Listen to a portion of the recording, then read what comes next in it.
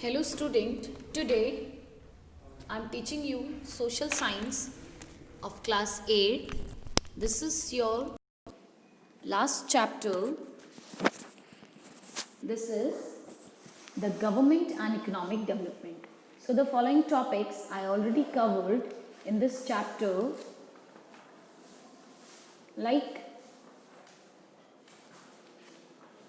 role of government, agriculture and mainstreams of Indian economy, planning commission, research and infrastructural development, road, highways, airways, ports, airports, telecommunication, power sector, development of social sector. Now we will discuss about health. So the concept of health does not mean survival only. It means physical, mental and economic and social well-being of an individuals as well. तो health का मतलब सिर्फ आप survive कर रहे हैं इतना तक ही सीमित नहीं है. You must be physically, mentally, economically, socially well-being होना बहुत ज़रूरी है. The government's efforts towards promoting healthcare is undertaken and supervised by Ministry of Health and Family Welfare. तो अगर हम गवर्नमेंट की बात करें तो government has done lot of effort for promoting health care in undertaken and supervise by ministry of health and family welfare. तो ministry of health के through या फैमिली वेलफेयर के थ्रू गवर्नमेंट ने टाइम टू टाइम एफर्ट किए हैं so that each and every one get the benefit which they are providing to the people for their better health. So India has a good network of healthcare system where government runs hospitals in all cities. The government medical dispensaries are available even in remote areas. तो जो government की जो dispensaries हैं जहाँ से आपको medicine मिलता है वो रिमोट एरियाज में भी सेट की गई हैं. National Health Policy formulated in 2002 aims at achieving an acceptable standards of good health. So due to efforts made by Ministry of Health and Family Welfare, several diseases include rabies, leprosy, polio. तो ये जो कुछ ऐसे diseases हैं इनको eliminate करने के लिए Ministry of Health and Family Welfare ने बहुत सारी कोशिश की हैं.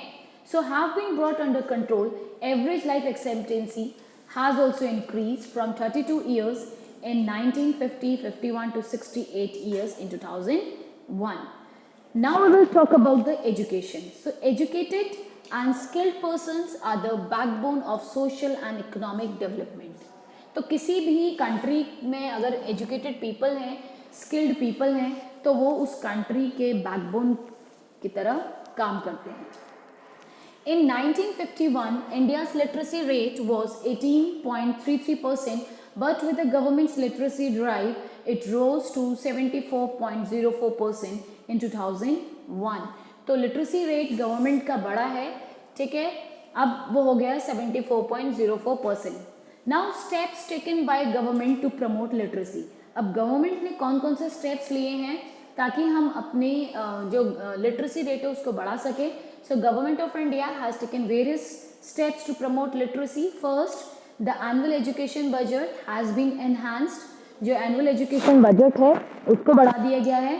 पहले 15.20 करोड़ था फर्स्ट 5 ईयर प्लान में और 10 5 ईयर प्लान में वो 438.25 करोड़ कर दिया. Next, the national literacy mission and serve शिक्षा अभियान have been launched with a view to provide universal adult education. ये ऐसी policies implement की हैं through our government so that each and everyone touch with the education.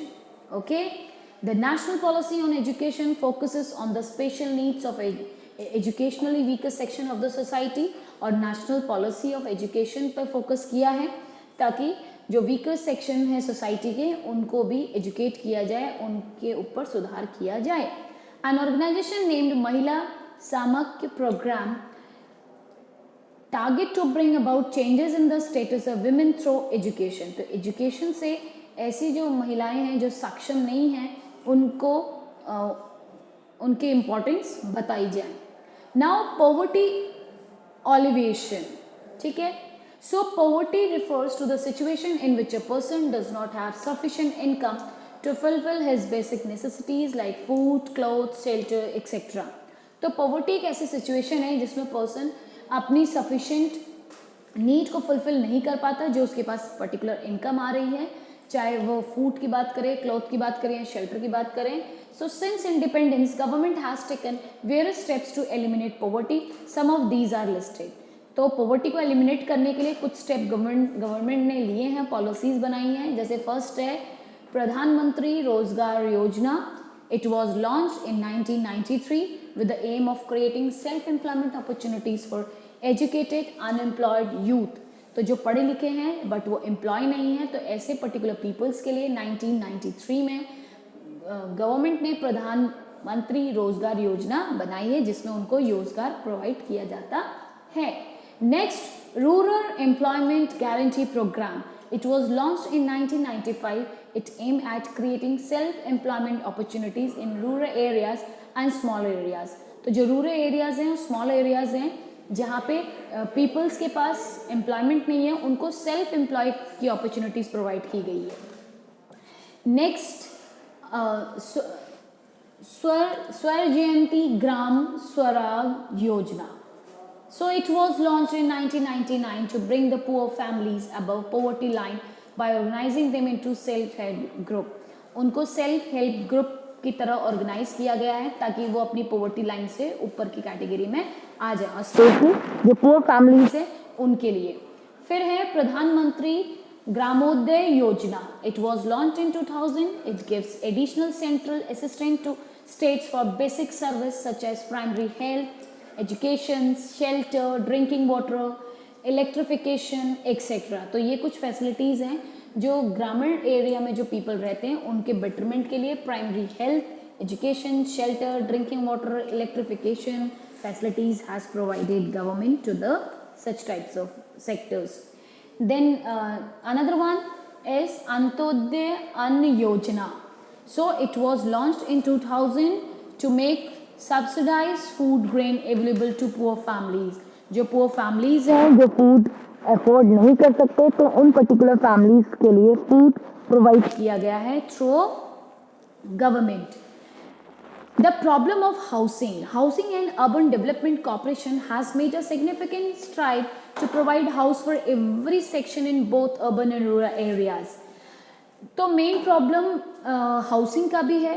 Urban development corporation बनाई गई है जो कि रूरल और अर्बन एरियाज में जो peoples having no shelter. In 1996, the National Slum Development Programs was launched to provide infrastructure and other facilities to boost the welfare of community in the sphere of education and health. तो जो slum areas में जो people रहते हैं जिनके पास infrastructure की कमी है, प्रोवाइड फैसिलिटीज़ नहीं है, वेलफेयर उनका अच्छा नहीं है, तो ऐसे पर्टिकुलर पीपल्स के लिए इंफ्रास्ट्रक्चर प्रोवाइड किए गए हैं, फैसिलिटी बूस्टअप की गई हैं, वेलफेयर ऑफ द कम्युनिटीज़ को इम्प्रूव किया गया है by providing education and health care. So in the end we can conclude that if government does not provide social and economic infrastructure itself and leave it to private sector, it would confine wealth and other resource in a few hands and encourage gross inequalities in which in every sphere. So it becomes the prime concern of the government to provide better social and economic infrastructure for the well-being of its citizens. तो सिर्फ कुछ ही private sectors के हाथ में power provide कर दी जाए, general people के betterment के लिए उनको अगर टास्क दिया जाए तो वो सिर्फ अपना प्रॉफिट अर्न करेंगे. They will not provide any type of facilities to the general people. So it is the prime duty, prime responsibility of the government that they must provide. Government पूरे infrastructure, पूरा welfare peoples का सुधारना जरूरी है. ठीक है. So now your social science class 8, all the chapters we have completed. So thank you and have a nice day.